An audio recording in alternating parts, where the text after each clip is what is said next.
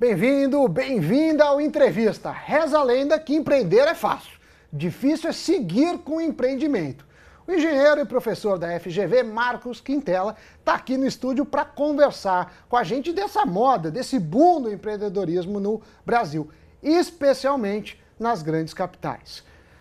Marcos, obrigado por sua presença. Começo falando do seu livro que eu adorei aqui, é o livro do Marcos, Empreendedorismo e Gestão de Negócios. Que você está escrevendo na orelha. Eu fiz uma orelha aqui, fiquei honrado.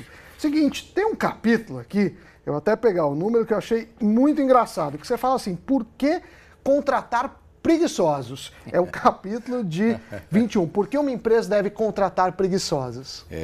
Antes de mais nada, agradeço aí, Canal Futuro, Sami pelo convite, muito legal. E o que acontece aí foi muito curioso. Eu estava num voo para Romênia.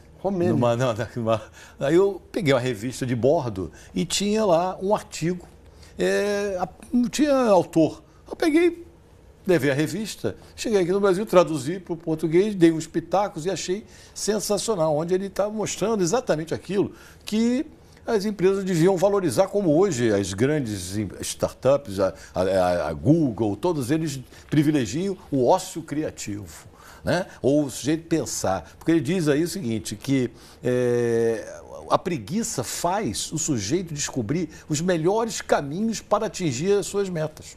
É muito curioso isso, né? Então o sujeito que é preguiçoso, ele vai descobrir coisas objetivas para sair de A até B muito mais rápido e para ele acabar mais rápido o trabalho, né? E conseguir um bom resultado. Ou seja, se você é um preguiçoso, está aí no sofá, talvez você seja um grande empreendedor enrustido, pelo menos... Tem um emprego já garantido. Você tem até literatura sobre isso.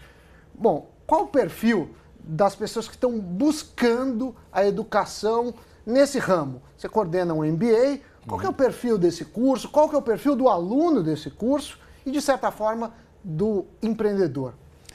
O empreendedor no Brasil, ele sempre a palavra empreendedorismo no Brasil, ela sempre foi ligada muito a pequeno negócio, né?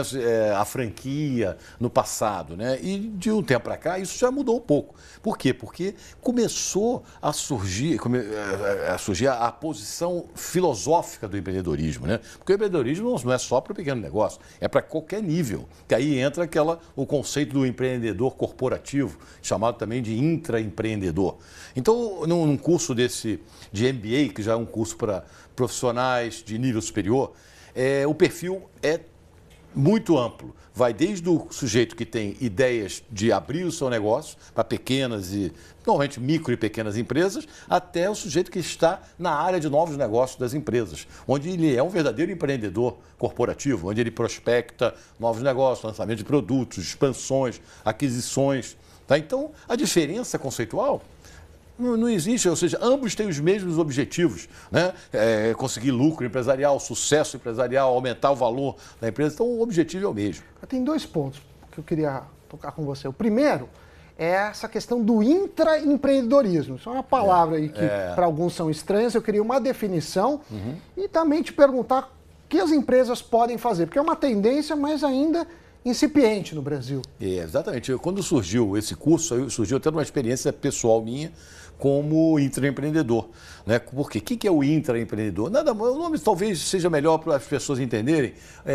Empreendedor corporativo. É o sujeito dentro de uma empresa, empregado como outro qualquer, que prospecta novas situações para a empresa, novos mercados. Ele, na verdade, a diferença para o empreendedor individual é que ele está usando o investimento da empresa para captar negócio. Então, ele vai lá estudar o mercado, propor novo produto, uma nova aquisição, uma mudança de ramo. Ele está entrando em novos empreendimentos para propor isso ao conselho de administração, aos acionistas, para conseguir resultado. Ele vai montar um plano de negócios para isso. Mas como funciona? Eu estou lá, recebo o salário da minha empresa, Sim. Eu sei que a Microsoft faz muito isso, a IBM faz muito isso. Aí eu falo assim, não quero mais receber salário, vou criar um negócio. Como funciona? Não. esse diálogo? Normalmente nessas grandes, isso acontece mais em grandes corporações. Elas têm as chamadas áreas de novos negócios. Depende do status que essa empresa coloca isso. Pode ser uma diretoria de novos negócios, uma gerência de novos negócios, né? Então essa gerência ou diretoria tem profissionais liderados por um profissional que vai conduzir esse processo, que eles vão trabalhar justamente para isso, para buscar negócios para a empresa. Então, ele tem verbas para estudo, para estudar mercado, para estudar demanda, para montar um plano de negócio. Aquilo vai ser aprovado em 2 etapas. A primeira etapa é a ideia. Eu tenho a ideia aqui de lançar o produto X no mercado tal. A empresa topou? Se ela topou, ela vai separar investimentos para aquela fase de estudos. Mas ele vira sócio da empresa? Não, ele é um empregado como outro qualquer, funcionário como outro qualquer. Pode até o diretor da empresa ser um dos acionistas ou ser um diretor, mas aquela equipe de intraempreendedores funciona como um funcionário como outro qualquer. Tá certo? Aí, dali, ele vai participar do processo de estudo, tal. Quando concluir aquilo, o plano de negócio, aquilo é levado para a diretoria, os investidores, o conselho de administração aprovar o aporte naquele novo produto e aí vida que segue. Ou seja, transformou a ideia no negócio, vai aquilo ser uma nova expansão da empresa, um novo produto e começa a estudar outro e assim a área de novos negócios cumpre os seus objetivos. Você comentou que as empresas grandes têm essa diretoria ou esse braço. E nas empresas médias, nas empresas até pequenas, como que você promove? Porque a inovação precisa ser feita. Lógico. E aí, como que resolve esse problema? É um processo semelhante, mas não tem uma estrutura desse porte, com grandes investimentos. Aí que vem a dificuldade do pequeno, né? Dele expandir. Então, às vezes, muitas coisas são rudimentares, são intuitivas, né? O sujeito, ele cria uma situação, leva para o dono da empresa, aí como é que tem investimento, como não tem, muitas vezes, isso é um assunto que às vezes eu gosto muito de falar, que a principal coisa do empreendedor é estudar mercado. Mas eu sou um pobre mortal, que às vezes tenho 20, às vezes tenho 21 anos e quero empreender.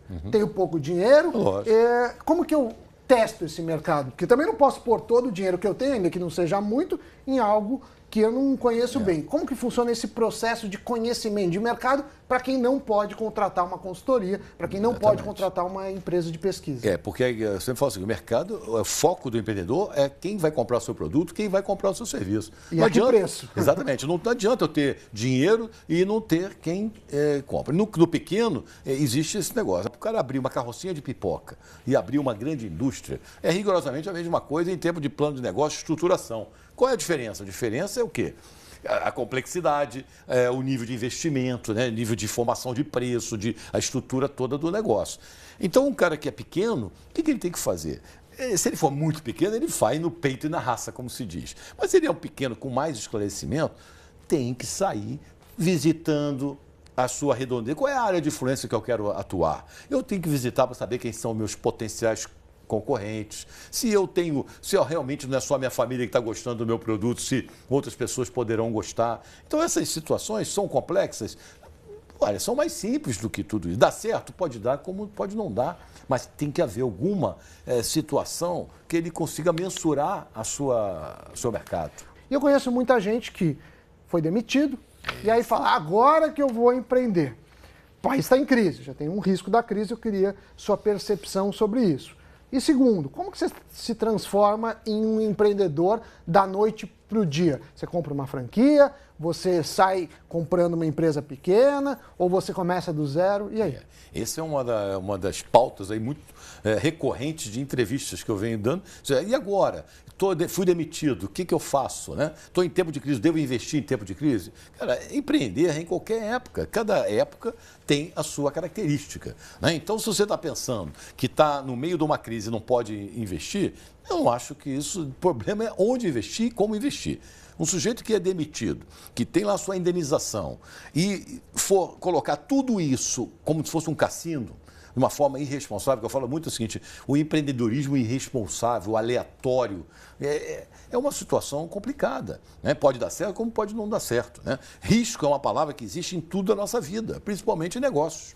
O problema do risco é esse risco não ser uma incerteza, ou ele ser um risco controlado, ou mensurado, ou minimizado da melhor forma possível. Como se minimiza risco? Eliminar não existe. Existe o quê? Conhecimento. Então, o que eu falo assim, eu tenho que tentar conhecer o máximo possível daquilo que eu quero entrar para tentar, pelo menos, minimizar meu risco. Isso parece ser fácil? Não, lógico que não é fácil. Se fosse assim, todo mundo seria. Agora, o que eu falo, cuidado, quem você que acabou de ser demitido e tem um dinheiro, você só pode arriscar aquilo que a gente fala, entre aspas, posso perder. E o que você pode perder? O problema é esse, entendeu? Você vai jogar tudo que você tem para você quebrar, você vai ficando arruinado.